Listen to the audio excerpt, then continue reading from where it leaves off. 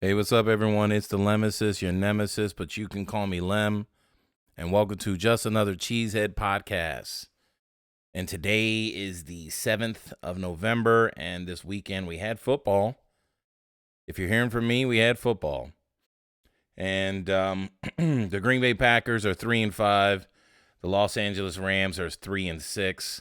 The Packers won this Sunday 20-3. And we are pedestrian at best, meaning we're uninspiring, lackluster, not special. Yes, I said it, the Green Bay Packers. After a W in Lambeau Field, we are pedestrian at best. It was really, really sad to watch us play this Sunday. I mean, it looked like neither team wanted to win. Our defense wanted to win, but our defense wasn't really out there competing against anybody. So I'm going to say what you guys are afraid to say. I'm going to say the truth, and I'm here to set you free. If you just listen, you'll hear it from me here, and you'll hear it here first, and maybe there's others out there saying it, but I'm not hearing them, but I'm also not listening to them because I got my own podcast. So Jordan Love finished 20 completions with 26 attempts, 228 yards, 1 touchdown, and no interceptions. I mean, he's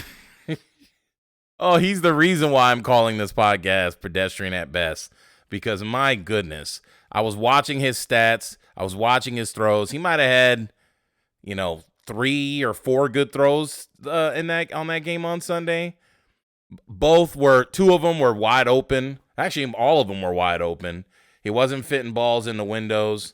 I mean, he was taking the checkdowns left and right. And in today's NFL, I mean, Tom Brady lived off of that.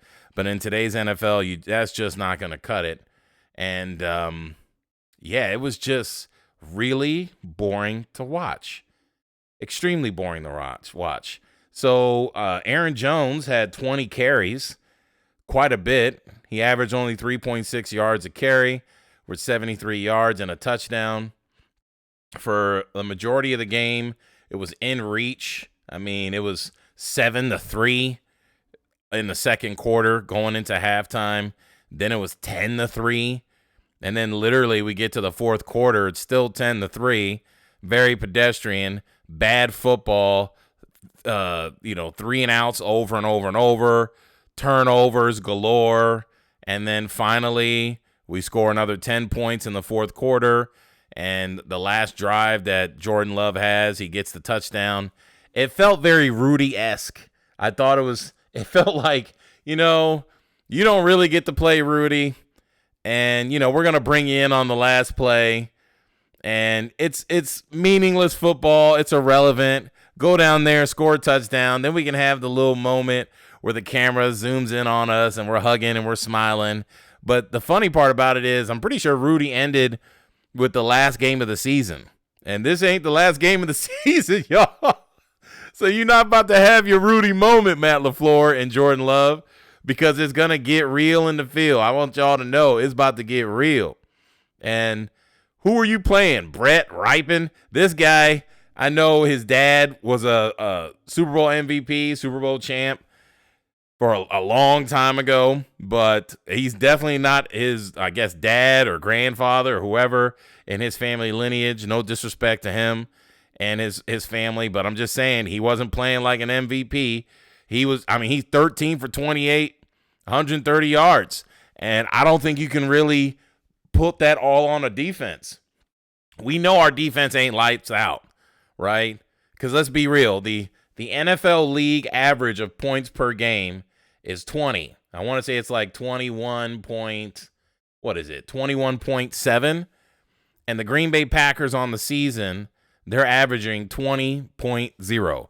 We are averaging exactly 20 points per game, and the league average is 1 more point better than us. And you think that we're going to be successful in this league playing like that, playing that pedestrian, that uninspired, drop passes, blown coverages, playing bad teams? You can only do that for so much. And here's the funny part about it. The Bears averaged 20.9 points. So they averaged 0.9 points more than us. And and we beat the Bears. So what is that saying about us? We're not good. We're not good at all. We're not far from the bottom either when it comes to points scored this entire season. The Green Bay Packers are pedestrian, and I need you guys to understand that, like, let's not get hyped. We heard what Jair Alexander had to say last week. He said, we about to run the table. You ain't running nothing unless you serving at, like, Popeye's chicken, unless you serving at the Denny's down the road. You not running no table. You know what you going to do? You going to take these L's, these big lumps on your forehead, because you about to get the brakes beat off of you, because this season is not in your favor. I'm just being real with you guys. It's not in our favor. We were supposed to lose against the LA Rams. Again, I mentioned it on our last podcast. Matt Stafford was up in the air. So I kind of figured there was some juju going on.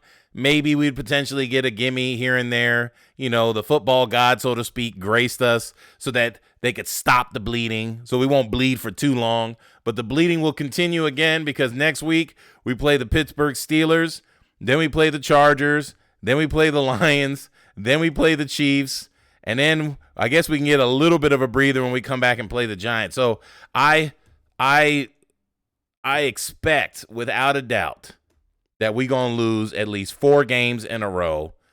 Easy. This is not a game, y'all. This is not a game. If any of the games are winnable, maybe it's the Steelers. Maybe we get into Kenny Pickett's head a little bit, but I doubt that's happening. We're going to be in Pittsburgh. We taking the L. Then we're going to take the L against the Chargers, the Lions, and the Chiefs. And let's be real. You want to lose these games. You know why? Because we need to get Brian Gutekunst and Matt LaFleur and the gang out of there. They've done what they needed to do. Everybody knows Aaron Rodgers and squad carried these fools 3 seasons back to back. All the idiots who thought that Aaron Rodgers was washed up several years ago because he was injured and they were just trying to put this dude on life support, they were wrong. They don't want to admit it.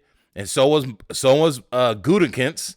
He was wrong also because he bet against Aaron Rodgers. And how can you be that wrong when you got the man inside your own building and he's injured? Now, you might have thought, well, he's injured, so he's injury prone, so he's on his way out. But nah, you were wrong. This man, he came through strong, won 2 more MVPs. He's the only 4-time MVP. The only one who has more MVPs than him is Peyton Manning. So 4-time MVP, and he is a Super Bowl champion, Super Bowl MVP, and this is how you treat him, and this is who we bring in to back him up. Come on, y'all. Again, we got these used parts in Matt LaFleur coming out here. We want Sean McVay, but he's too expensive, so we pay for, not even secondhand. We pay for, the 5th-hand version of him just because he was a friend, and here's what we get. We get mediocre. Do you really expect, week after week, for the Green Bay Packers defense? Y'all, okay. Y'all remember the defense, right? It's the same dudes, and we just got rid of Rasul Douglas. I wasn't going to make a video about that because I felt like it was on par for everything Brian Gutekunst has done. It's foolish. And they're telling you. I saw a slight clip from Colin Cowherd, so I am listening a little bit, where he talked about, the Packers are showing you what they think. Because look at what Brian Gutekunst did. He traded Rasul Douglas. It was a great opportunity. Why? Because they're thinking about the future. They're literally telling themselves, hey, guys, we want to build a team without Aaron Rodgers. We want you to know Aaron Rodgers was a pain in the butt. We couldn't stand the guy. So we want to get a bunch of passive, untalented players to be on our team. And you'll see we have the secret sauce. We got that juice. And we're going to put a great team out there in Lambeau Field. You're not seeing that. You're seeing all his draft picks. You're seeing Jair Alexander. He's on his way out. I mean, he's literally hit his ceiling. He's nowhere near. To me, Jair's a great number 2 corner. He was a great number 1, but if you had him across Jalen Ramsey and their prime, it's shut down. But because he's a small guy, he's not really that big. If he had a Richard Sherman across from him, yeah, we're talking. But him by himself, little guy out there like that, get manhandled, you get some big wide receiver on him, he's donezo. That's why he can't stay healthy, in my opinion. because he's just too small. And when you put that number one guy on him, man, he can't keep up. Not like when he first got in the league. And it's crazy. You got to remember is what have you done for me lately? You could be in the NFL for just a few years and you make your splash play and you're done. So, Kenny Clark got hurt in the game as well. I think he's going to be all right. But my goodness, y'all. And we picked up Rasul Douglas from the practice squad off the Arizona Cardinals. He got kicked off the team. And then we found this gem because he worked in our system decently. He wasn't the best corner, but he worked in our system decently. And you got rid of him. They're telling you exactly what their mindset is.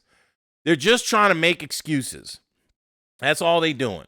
They just keep kicking the can down the road. Let's get a new guy. They think they can catch lightning in a bottle and pick up another quarterback or pick up some special player and build a team around them and think we're going to make a run. Bro, this ain't even a 10-win team. We not winning 10, 9, 8 games. I'm telling you right now. The only time and this is why we got to remember that we're playing these weak, mediocre opponents. When you're playing opponents like that, I guess everybody's in the NFL, so you got to give credit to it.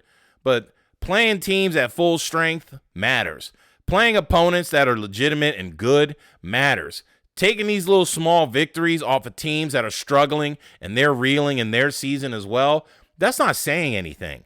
The Rams are clearly reeling. They are not the Rams of 2 years ago when they went and won the Super Bowl. They're definitely a shell of themselves. And if you want to take that as a victory, looking at the game this Sunday, you could be the dumb one and do that. But I'll be here to correct you and tell you that you're wrong. Beating them said absolutely nothing. Beating them showed us exactly how good we were, right? Isn't it disappointing we only put up 20 points? We only scored 14 on these dudes. We got an Aaron Jones run. We were kicking field goals, struggling all game. You guys saw that. It was absolutely atrocious. Do I give the defense credit for stopping the run? Do I give the defense credit for shutting down Cooper Kupp? Not really, because they were terrible. Ripon wasn't getting the ball to anybody anyway. 13 for 28, 130 yards, and an interception. Awful. They couldn't run the ball for their life. I mean, Ripon had the second most yards on the ground compared to Royce Freeman. So just not good. Cooper Kupp got 2 receptions the whole game. He averaged 24 yards that entire game. And defense, you know what's so funny about the defense? I'm going to say something that a lot of people probably find a little blasphemous. And I agree. This is one thing that I hear Skip Bayless. I'm not a fan of Skip, but I agree with him on this one. Aaron Donald is very pedestrian to me. Every time I watch that dude play, everybody's always talking about how much of a monster he is. I must have to go out there and find a YouTube video of just his highlights. Because every time I see him play, at least the Green Bay Packers, he does absolutely nothing. He doesn't pop off the screen. He doesn't do anything. Now, the dude takes off his shirt. He looked better than most human beings on the planet. But if that's what you're looking at, then I guess he's impressive. But I'm looking at his gameplay. He's no Reggie White. He wasn't even Khalil Mack when Khalil Mack was playing on the Bears and he was just wreaking havoc. He's no Nick Bosa. He's none of the Bosa brothers. I would pick one of those guys over Donald any day. Now you put Donald around those kind of guys, sure. But I'm just not seeing it, guys. I'm not seeing it with Aaron Donald. I don't think he's all that great. He got his ring. I don't think he's the greatest defensive tackle to ever play the game. He's no Reggie White. He's not any of these guys. So I just always find it interesting when people talk about him. And he did absolutely nothing again. I mean, what do you have, a sack in the entire game? And he still couldn't do anything. And think about it, guys. You've seen the 49ers just run shot over us and just manhandle our entire offensive line. And Aaron Donald can't do anything. He can't. So I'm just, he's not even a Julius Peppers, right? Y'all saw Julius Peppers in his prime when he was on the Bears. He wasn't doing anything like that. But I digress. Oh, you know what? One thing I liked the most was I kept hearing the announcer he just loved this dude, Puka Nacua. I just Puka Nacua, that name is like golden. My goodness. I love Puka. Man, you gotta be a special person to be named Puka. He gotta be one of the coolest dudes in the world for his name to be named Puka, man. But Puka Nakua, Puka Nakua. I know if you watched the game, you heard that dude's name over and over and over. It almost felt like the announcer had like a bet on the inside. How many times can I say Puka Nakua and make it come off like it's legitimate and I'm not just joking around? Oh my God. But my thing is, to bring it back to the Packers, I need to see Jordan Love be about that business. I need to see this dude let it rip. He's young. He's not an old man. He don't need help getting across the street. He shouldn't be a pedestrian, but he's playing like a bum. He's playing like he don't know how to throw the ball. There was a lot of passes. I promise you, my wife or myself could go out there and make them passes. He was taking check downs in check down city. I could throw a 5-yard pass to Aaron Jones just a couple feet away. I could throw a bunch of passes behind the line of scrimmage. I could throw screen passes all day. And then when you see somebody like C.J. Stroud, who's a rookie, zipping the ball all over the place, he hasn't been sitting behind the line or sitting behind the team for 4 years, and he is taking over. And what do you see in Matt LaFleur? He's over here holding Jordan Love back because he knows how trash he is, because he can't throw the ball down the field. All he can throw is these little short passes, and the only passes, I mean, he even sometimes closely misses wide open throws to dudes wide open, just standing in the middle of the field. So, I mean, unless every guy we throw to is going to be wide open, Jordan Love is literally a backup quarterback at best. He ain't even Matt Flynn, y'all. I need y'all to understand that. He ain't even Matt Flynn. And I want you to know, too, there's Brett Hundley. Y'all remember that dude's name? Remember Brett Hundley? I forgot about that dude. Had a buddy the other day. He shoot me a text message, and he showed me a comparison of overall stats. This was before this week. That literally, Brett Hundley, I mean, Jordan Love is just a little bit better than Brett Hundley. That's crazy. Think about that. A little bit better than Brett Hundley. I don't know how accurate these numbers are, but you can look it up. It looks like it was on Stathead Football, is where I'm getting this source from.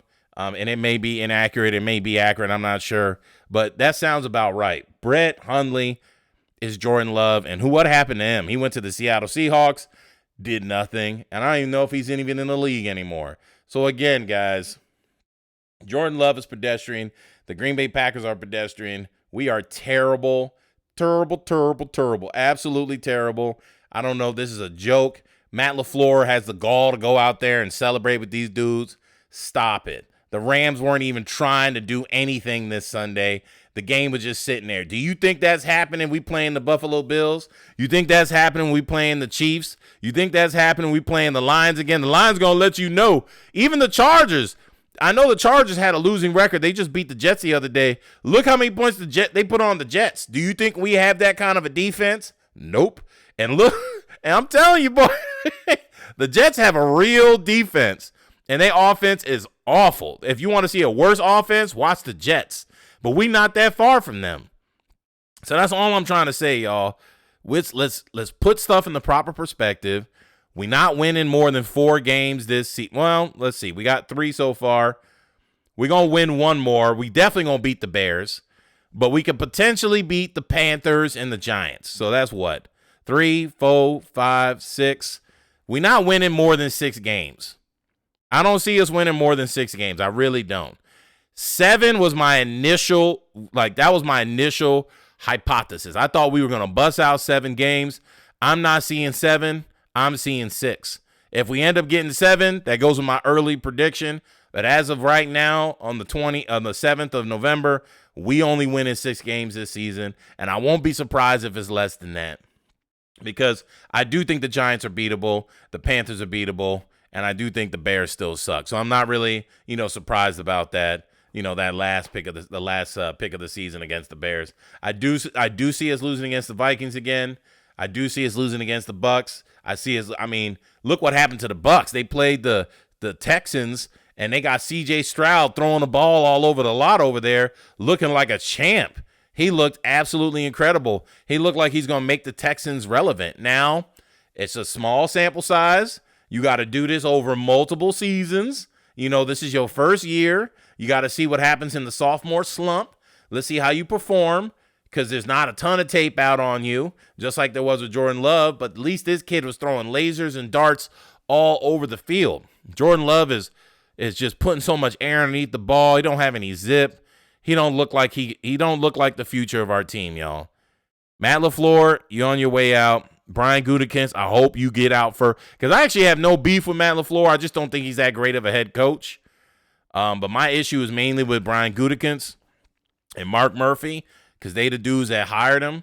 It's not, I can't be mad at Matt. He's just trying to get the bag. He got paid, and he knew he had to take that pay cut because he knew he wasn't going to really do much of anything. But if y'all think he's this glorified, amazing coach, one of the first coaches in NFL history to win 13 wins back-to-back in 3 years, and you want to give Matt LaFleur any of that credit? Now, we know how the NFL is and how players are. I'm sure if Aaron Rodgers was on the podcast right now, he'd be like, man, Lem, you wrong for that. You got to give him credit. Whatever. I'm going to say what he don't want to say, what he really don't want to say. That was all on the players. If anything, Nathaniel Hackett. So if you give Matt LaFleur credit, you give him credit for hiring Nathaniel Hackett. But other than that, you're not giving Matt LaFleur any credit for that, because look what he's doing now. Look what he's doing now. He can't even put points up on the board when he got no one else there to blame anymore. Look what he's doing. Throwing screen plays left and right behind the line of scrimmage. Aaron Jones still fumbling the ball, can't keep his hand on it. He's not truly that leader. He's not that dynamic of a player. And you're seeing what I'm talking about. Aaron Rodgers was so good, he made everybody else look good. You thought Aaron Jones was better than he actually portrayed himself to be. But look at what's happening right now. Aaron Jones looked pedestrian as well. Can't stay healthy. A.J. Dillon, mad pedestrian as well. The Green Bay Packers are not good. And it's unfortunate. Very, very unfortunate. So we had a total of 68 plays to their 55, 21 first downs to their 10. Look, they weren't trying to win the game. 119 passing yards, 68 rushing yards. Again, do I give credit to our defense? No, because I don't think our defense was really out there against a great opponent. They were shooting themselves in the foot. They were not spectacular by any means. Do that next week. Do that again. If you do this against the Chiefs, I'll give it to you, because this is what I love about the NFL is the reality is, you get these little soft victories and you can feel good for 1 week. But the reality is they set your schedule up to play some real dudes out there. So you're going to be playing the Lions. You're going to be playing the Chargers. You're going to be playing the Chiefs. You're going to be playing the Steelers.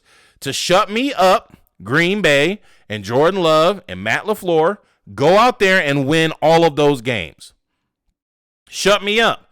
This was the part of the season I thought it was going to get the worst. You got lucky with the Rams. You couldn't even pull out the victory against the Denver Broncos. So now you got no Matthew Stafford. You get that W. Now it's the Steelers, Chargers, Lions, Chiefs. Hey, good luck. Go, Pack, go. But I hope you lose. And you know why I hope you lose? Because I want Brian Gutekunst to go and Matt LaFleur to go. And I want us to clean house.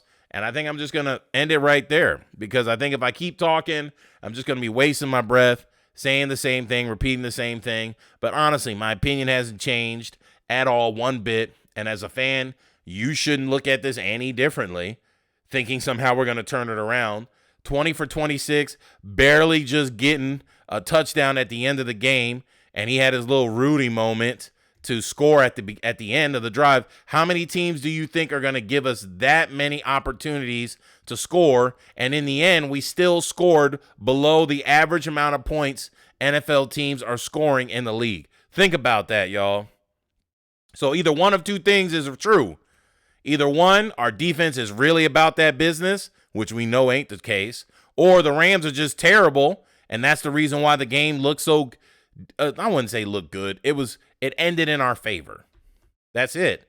But that's not happening against real opponents. That's not happening against Justin Herbert. That's not happening against, man, I can't believe I'm about to say this, but Jared Goff and the Lions. That's not happening against Patrick Mahomes.